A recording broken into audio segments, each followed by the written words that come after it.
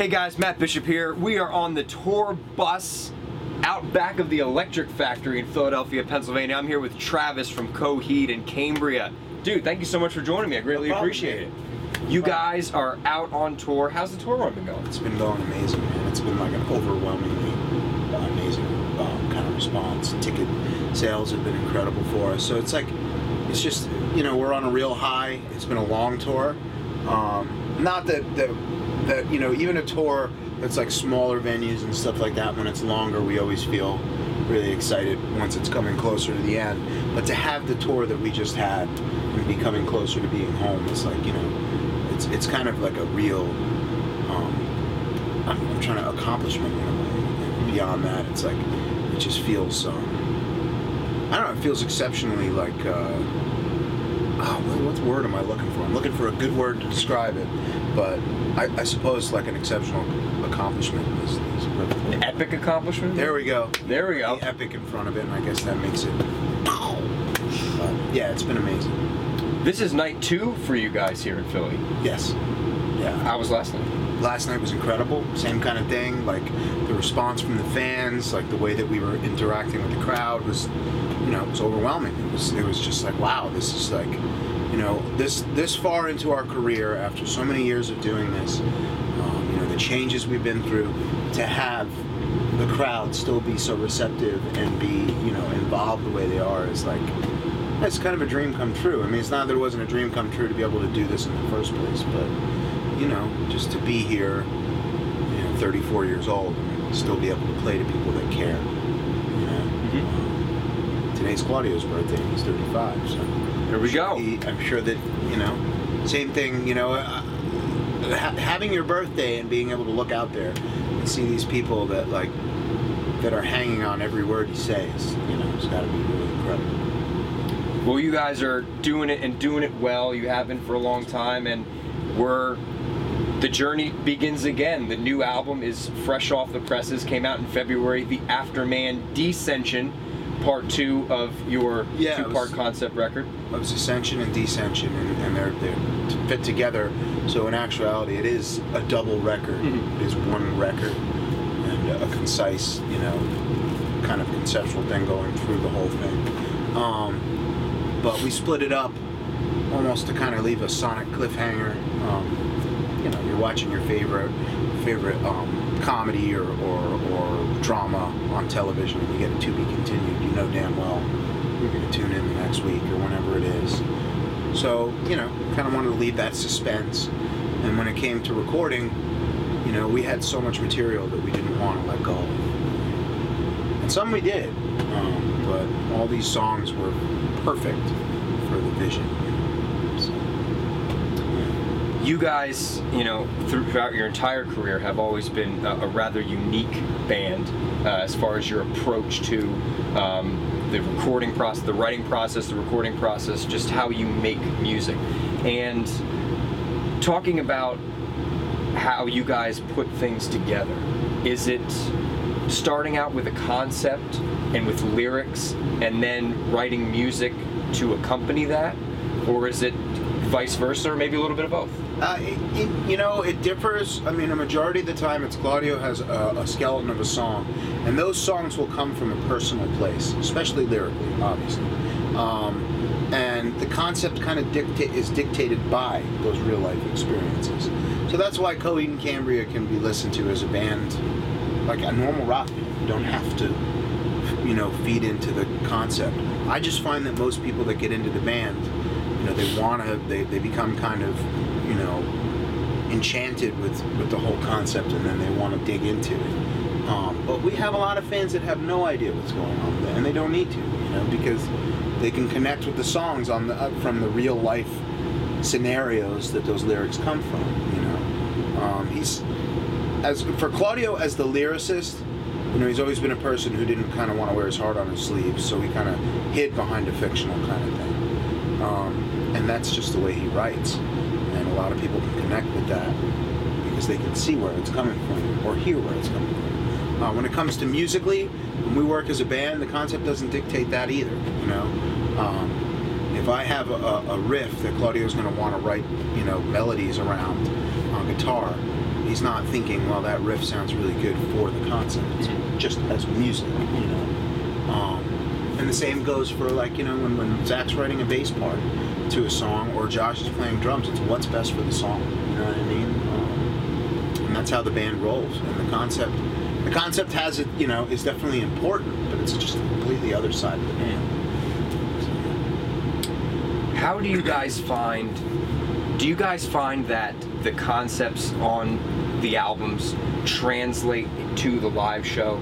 You know, Yes. do they have an impact on the way you guys perform tour to tour? It doesn't have an impact on how we perform, but the live act, we'd like to kind of mix it in visually, and even segues. We kind of have like a theme that's going on this tour, where the segues, basically, there's a lot of segues on the Afterman, and some of the segues that are in our live set are fit to have like a pattern to go with the songs that we've chosen, but still match up with what's going on the Afterman. So in that case, yeah, the concept is there. It's not dictating it. It's not dictating what we do, but it's a part of it. And I mean, I wouldn't have it any other way. I think that's why this tour has been so exciting too. Is, you know, we have some real visually, you know, I'd like to say stunning. You know, and I guess it's up to the person who's watching themselves. But I've been really proud of the way our setup is. You know, and it's not just this grand. I mean, it's pretty simple in its own way. But it's been exciting. So. You guys have had a lot of things that have accompanied your records, comic books and things of that nature. You look at some other bands today, like Green Day has a Broadway show, and Black Veil Brides just put out, you know, almost a full-length film that accompanied their last album. Have you guys ever given any thought as to doing anything of that nature to accompany a record?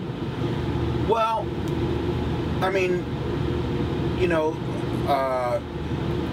they had signed on. They signed on with Mark Wahlberg's production company, Leverage, for a full-length feature film on some of the concept. You know, I think they're shooting to maybe do second stage, but I think it's so up in the air right now. But that would kind of fit into what you're saying. You know? Not that it's up in the air, but they signed on and now they're taking the next steps. And I guess it takes a long time. But but that's kind of towards what you're saying. But video-wise, also, we've done quite a few videos for this record so far. We did one for Domino the Destitute, we did one for Afterman, and we did one for Dark Side of Me. And we had a director named Robo Shogo who had actually done some really great videos for Mastodon and a couple other bands. And he did those 3 videos, and they kind of have a theme that's going through them, you know, in a sense. And a lot of it does match up to conceptually, you know, like there's the tones of the concept within there.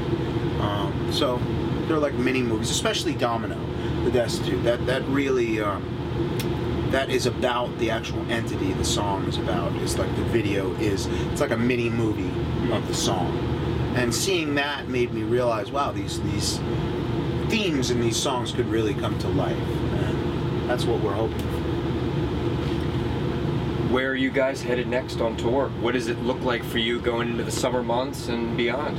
About a month we go to New Zealand and Australia. Then we have some Southeast Asia tour dates, and we can't wait. You know. By the way, we didn't choose any of this art. I don't know why there's pictures of Marilyn Monroe and Audrey Hepburn.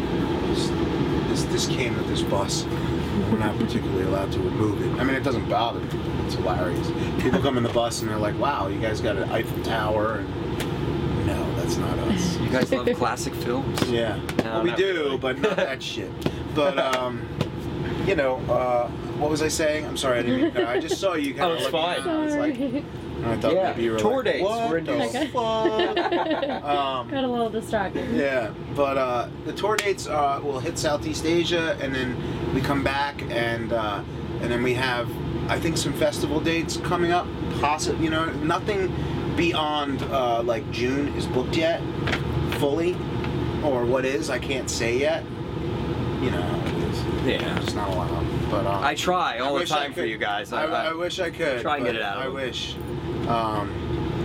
But, you know, I kind of wish I slipped, but yeah, we're excited about things to come. That's all I can say. Very cool. There are things coming up that we're really excited about. So. Last question for you. Forgive me if you get it a lot, and there might not even be an answer for it, but have you guys ever given thought to doing a triple album? A trifecta, so I wouldn't put it past us, but, you know, who knows, man? I mean, albums nowadays, like, I've gone even further back into the collecting vinyl and listening to full records again. I love collecting vinyl. Yeah, and it's one of those things where it's sad that people don't listen to full records anymore. And the one song that you can pick out of an album is the only one that really matters, which is bullshit, you know? It should be that a full album's really good, you know? Like when I was younger, like I mean, when Blood Sugar Sex Magic came out, when I was 12, I remember that album, you know, I listened to it a whole summer, you know? Or Jane's Addiction, Nothing Was Shocking. Full record, you always wanted to listen to the whole thing, you know? And I hope that happens for people again. So, on that, a triple record might be a little, you know, I couldn't put it past us, but that might be like, holy shit, you know, that's like a day full undertaking, you know, for people to have to listen to it. And I don't know if we want to put everybody through that, but who knows? We'll see. We'll see what happens. Or maybe we'll just release a 2-song album, or I guess that would be an EP, but try and keep people on their toes. That's how we do it. We made a decision to do a double album like 2 years ago, and then everybody started doing double albums, you know, and that's just how it goes, you know. People are just jumping on the next thing that they can do. Like, people hadn't done double albums in so long, so I guess everybody just started doing it. But we were so excited, like, you know, to do this double album. We've been recording it for a year, and we were getting close to, like, you know, finishing up and mixing, and it's like, we're gonna do this double album, and everybody started releasing double albums. We're like, fuck, you know. But that's how it is, you know. Yep. That's how it goes. You put your own spin on it, though. Yeah, you know? I mean, and beyond that, at least it's a double album that we are proud of everything on it. Mm-hmm. So that's the. And it's definitely a unique vision. You know, a lot of double albums is just we had some extra songs, or it's a live album, or a greatest hits. And yours is definitely something that's very unique. You know, and it's a creative vision that I think fans can really say, wow, this is something special here, and I can't wait to, you know, dive in and just get lost in it. I hope so. But yeah, I mean, it's been really, really awesome how people have been coming out for this tour on the record, and I'd like to think that's a reflection of the record. People like it that much, and like, you know, we try and give back. Like tonight's the second night here, switch it up, add some other songs, a couple of newer ones. You know, so see what happens, man. That's all you can do, right? Hell yeah. Dude, thank you so much for joining me. I greatly appreciate it. Yeah, no Coheed and Cambria, ladies and gentlemen, they are on tour now. Get your tickets while you can. Heading overseas, New Zealand, Southeast Asia, elsewhere, back again. Some big announcements coming soon they can't quite talk about just yet, but it's coming, so stay tuned. And go pick up the latest 2 records from the band, the Afterman, Ascension and Descension. You gotta have them both, guys. Go get them and crank them up.